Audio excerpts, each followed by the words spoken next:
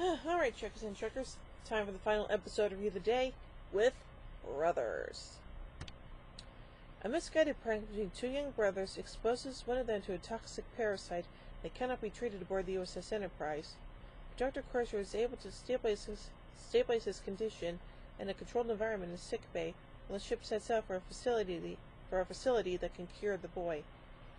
As Commander Data escorts the older brother to visit his sibling, he suddenly stops and returns to the bridge, where, unseen by the crew, he triggers a life support alarm, causing the evacuation of the bridge to be ordered. Captain Picard orders Data to transfer the controls to engineering, but Data instead mimics Picard's voice and logs down the commands of the ship to the bridge, directing the starship to an unknown planet. The crew discover Data's lockdown and disable the transporter's side-to-side function to prevent Data from easily moving about the ship. Once the Enterprise is in orbit of the planet Charlina 3, he creates a programmed sequence of force fields to allow him to move from the bridge to the nearest transporter room without being stopped by security, and then beams down to the planet, leaving the Enterprise still under lockdown. Picard orders his crew to attempt to override Data's lockdown of the ship, while Dr. Crusher attempts to keep the infected boy stabilized. Data finds himself in the home of his creator, Dr. Noonien Soong. Soong states that he called Data to him using a form of automatic recall and makes a manual adjustment on Data to return him to normal. Soong tells Data that he is dying and wishes to give him an emotion chip. As they talk, they are joined by Lore, also drawn by the same recall that Data received. Soong is shocked to learn Lore was reassembled, and when Lore attempts to claim the emotion chip as his own, Soong acknowledges that the androids are identical apart from minor variations of programming, that the emotion chip is still meant for Data alone. With Lore's revelation, Soong decides to rest before implanting the chip, leaving Data and Lore to talk. When he returns, he proceeds to plant the chip but discovers too late that Lore had managed to activate Data and switch clothing with him, so that now he possesses the emotion chip. Soong tries to warn Lore that the chip is not meant for him, but Lore instead strikes Soong and transports off the planet. The crew of the Enterprise has found a way to beam down to the planet and find the dying Soong and the deactivated Data.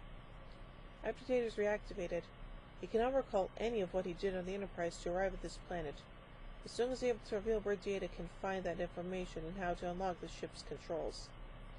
Data apologizes to Soong that he will not be able to grieve for his loss, but Soong knows that Data will find a way. After Soong dies, the Enterprise returns on its course to the medical facility. Data observes the brothers at play after forgiving each other for the accident, contemplating his own relationship with Lore. Yeah, I'm pretty sure the relationship is not going to go that well when we get to Descent. So anyway, let's get some production notes here. Rick Berman's initial story did not involve Lore. The character was added at Michael Pillar's suggestion, who believed the story needed an additional Jeopardy element.